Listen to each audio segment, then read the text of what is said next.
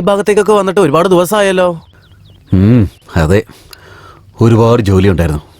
അല്ല, നിങ്ങളുടെ അനിയന്മാരൊക്കെ എന്താ ചെയ്യുന്നേ? ഒന്നാമത്തെ അനിയൻ ഗണേഷ്, അവൻ ഹോട്ടലിലാണ് ജോലി ചെയ്യുന്നത്. രണ്ടാമത്തവൻ ഷൺമുഖൻ, ഇപ്പൊ പോലീസ് ട്രെയിനിങ്ങിലാ. മൂന്നാമത്തവൻ സുബ്രഹ്മണ്യൻ, സിറ്റി കോളേജിൽ മെഡിക്കലിന് പഠിക്കുന്നു. കുറച്ച് വലുതായിട്ട് തയ്ക്കേ. അങ്ങനെ തന്നെ ചെയ്യുന്നേ. ഇതിനേക്കാളും വലുതായിട്ട് തുന്നിയാലേ ലൂസായിട്ട് വൃത്തികേടായിരിക്കും. സാരമില്ല, വളർന്ന പിള്ളേരല്ലേ, കുറച്ച് വലുതായിട്ട് തയ്ച്ചു. ശരി, നിങ്ങളുടെ ഇഷ്ടം.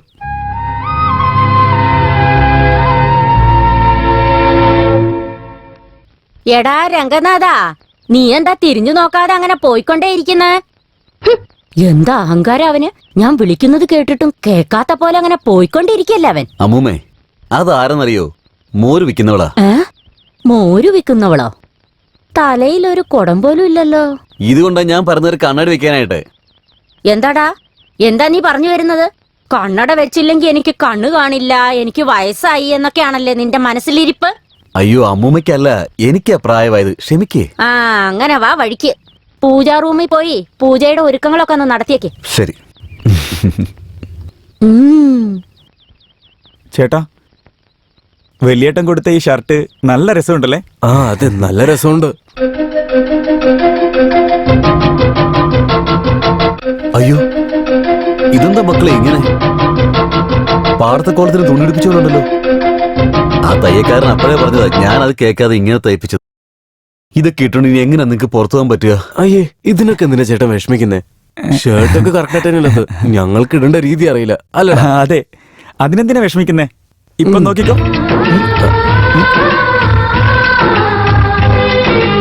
ചേട്ടാ, ഇപ്പൊ നോക്ക്, ഇതാണിപ്പോ ഫാഷൻ.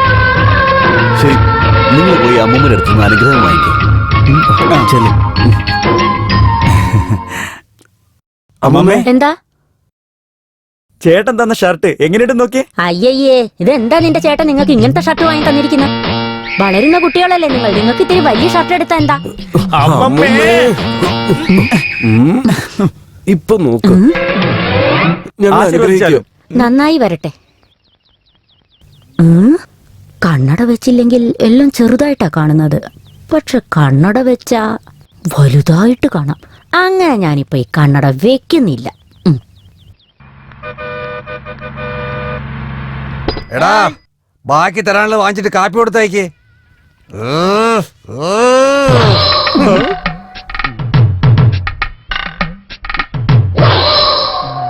എടാ മോനെ, എത്ര നേരമായി വന്നിരുന്നിട്ട് ഒന്നും കഴിക്കാൻ തരുന്നില്ലേ? ഏയ്, ഞാൻ ആരാന്നാ നീ വിചാരിച്ചോണ്ടിരിക്കുന്നേ? സർവർന്ന് നീ വിചാരിച്ചോണ്ടിരിക്കുവാ? Sorry sir, ക്ഷമിച്ചാലു. നിങ്ങള് ഭക്ഷണം കഴിക്കാൻ വേണ്ടി വന്നതല്ലേ? ഇവിടെ ഇരിക്കും, ഇവിടെ ഇരിക്കും സർ, ഇവിടെ ഇരിക്കും. അടുത്ത് ഞാൻ വന്നിരുന്ന ഇവിടെ ആരാ ക്ലീൻ ചെയ്യുന്നത്?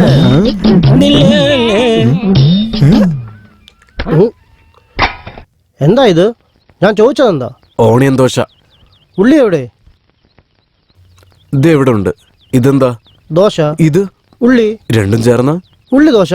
നിങ്ങളെന്താ ചോദിച്ചത്? ഉള്ളി ദോശ. അപ്പൊ ഇവിടെ ഉള്ളതോ? ഉള്ളി ദോശ. എന്നാ വെട്ടി വീഴ. ഗണേശ, വന്നു മുതലാളി. നീ നല്ല പണിയാ ചെയ്തത്, നല്ല പണി. എന്റെ ഹോട്ടലിലേക്ക് എത്ര എണ്ണ നീ ലാഭം ഉണ്ടാക്കി തന്നത്. മുതലാളി, ഈ മാസം തരാനുള്ള ശമ്പളം കുറച്ചും കൂടി കൂട്ടിത്തരാണെങ്കിൽ. ദോശ കരിയുണ്ടോന്ന് പോയി നോക്കിയേ. എവിടുന്ന് വരുന്നു ആവോ?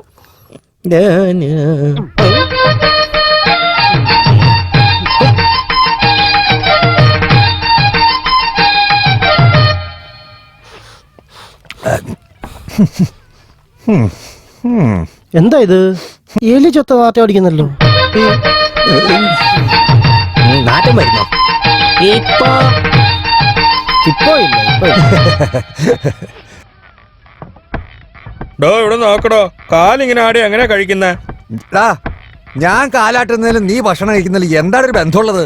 ഞാൻ പറഞ്ഞത് തന്റെ കാലല്ലടോ. പിന്നെ ടേബിളിന്റെ കാലാടി എങ്ങനെയാടോ കഴിക്കുന്നേ? എടാ കുമരേശ, ആ കാലിന്റെ ഒരു കല്ലെടുത്ത് വെച്ചേടാ.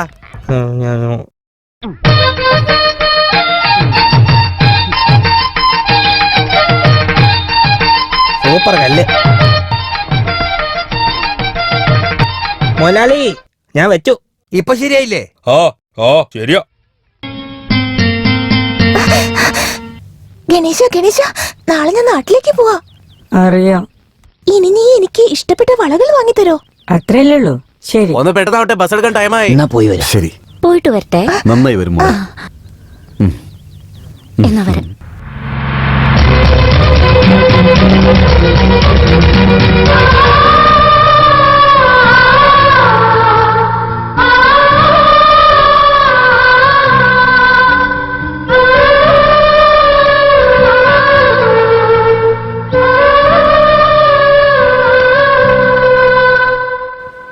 മുതലാളി വെങ്കായം മേടിക്കണ പൈസ തരാവോ?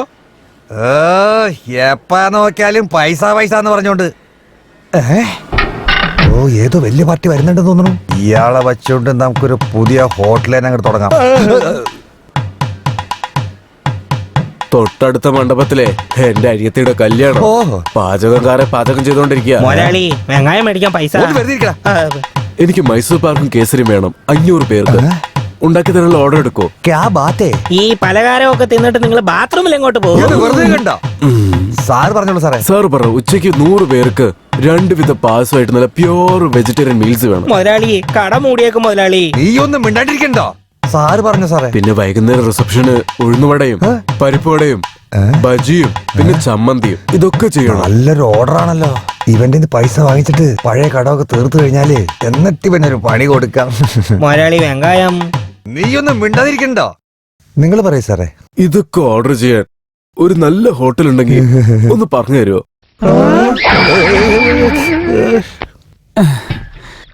ചേട്ടാ, എന്റെ അടുത്ത് നല്ലൊരു ഐഡിയ ഉണ്ട്. ഇനി നമ്മൾ ഈ തുണി അലക്കുന്നതിന് രക്ഷപ്പെടാൻ വേണ്ടിട്ടേ തുണിയെ ഉടുക്കാൻ പാടില്ല. തുണി ഉടുക്കാതിരുന്ന അലക്കുകയും വേണ്ട ഉടുക്കുകയും വേണ്ട. എങ്ങനെയുണ്ട് ഐഡിയ? ഐഡിയ ഒക്കെ കൊള്ളാം, പക്ഷെ വീട് കെട്ടാൻ കല്ലിടിക്കില്ലേ? അപ്പൊ എന്ത് ചെയ്യും? നല്ല വീടങ്ങ് ഉണ്ടാക്കി കൊടുക്കാം. ചേട്ടാ നമസ്കാരം. അയ്യോ, ഇതുപോലെ തുണിയൊക്കെ അലക്കി ടൈം വേസ്റ്റ് ചെയ്യുന്നതിന് പകരം ടൗണില് ഒരു മിഷ്യൻ വന്നിട്ടുണ്ടെന്ന്. അത് മേടിച്ച് വീട്ടിലോട്ട് എടുത്തോണ്ട് വന്നെങ്കിൽ പഴയ തുണിയൊക്കെ എടുത്ത് അതിൽ വിട്ട് മൂടി വെച്ചാ മതി. നമ്മളെ കുളിക്കാൻ വെച്ച് നേരെ നിർത്തി വെച്ച് ഉണക്കി അലക്കി അയൺ ചെയ്ത് തരും. പിന്നെ അങ്ങോട്ട് പോയാ മതി. അതിന്റെ പേരെന്നാന്ന് വെച്ചാ ഗ്രൈൻഡർ. അതൊക്കെ ഓക്കെ. ഈ മാവരക്കാൻ വേണ്ടി ഒരു മിഷ്യൻ വന്നിട്ടുണ്ടല്ലോ, അതിന്റെ പേരെന്ന് പറഞ്ഞേ. പൊട്ടൻ. അതിന്റെ പേര് അറിയില്ലേ? അതിന്റെ പേര് എന്നാന്ന് അറിയാവോ? ജനറേറ്റർ. Sir post.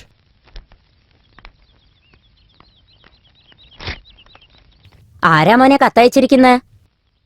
സിറ്റിയിലുള്ള നമ്മുടെ രാജീവില്ലേ, അവന്റെ ഭാര്യ അയച്ചതാ. ഈ മാസം നാട്ടിലേക്ക് വരുന്നുണ്ടെന്ന്. ഏതോ ഒരു ഫാക്ടറി നമ്മുടെ നാട്ടിൽ തുറക്കാൻ പോവാത്രേ. എന്റെ മകളുടെ പഠിപ്പൊക്കെ കഴിഞ്ഞു. അവള് കുട്ടിയായിരുന്നപ്പോ കണ്ടതല്ലേ. ഈ കത്തിനോടൊപ്പം അവളുടെ ഫോട്ടോയും അയക്കുന്നുണ്ട്. അല്ല, ഇത്രയും നാളിന് ശേഷം ഇതെന്താ പെട്ടെന്നിങ്ങനെ? നിനക്ക് മനസ്സിലായില്ലേ? പെണ്ണിന്റെ പഠിപ്പ് കഴിഞ്ഞു, നിങ്ങൾ ഇവിടുന്ന് പുറപ്പെട്ടു വന്ന് പിള്ളേരുടെ കല്യാണം ഒന്ന് ഉറപ്പിച്ചു വെക്കേന്നാണ് അർത്ഥം. ആഹാ, അങ്ങനെയാണോ കാര്യം? ശരി, ഒരു നല്ല ദിവസം നോക്കി ഞാൻ അവനെ അവിടെ പോയെന്ന് കണ്ടിട്ട് വരാം. ആ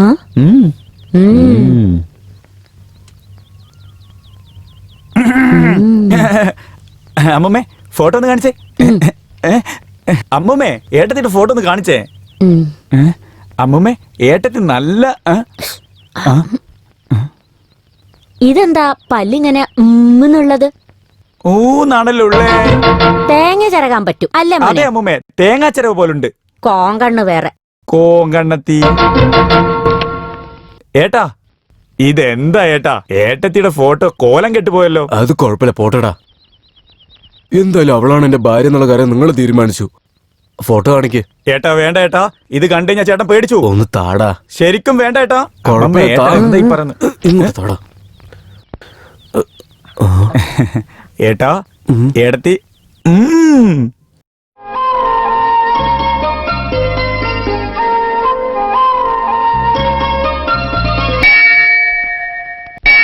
എന്റെ അനിയന്റെ കല്യാണക്കാരെ സംസാരിക്കാനായി പട്ടണത്തിലേക്ക് പോവാണ്.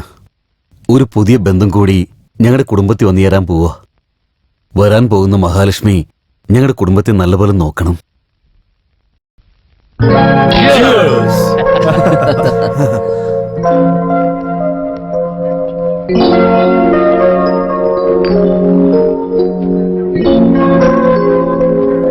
പുതിയ ബ്രാഞ്ച് തുടങ്ങാൻ പോകുന്ന സാറിന് വൺസ് അഗൈൻ എന്റെ ഹാർട്ടി കൺഗ്രാറ്റുലേഷൻസ്. Thank U.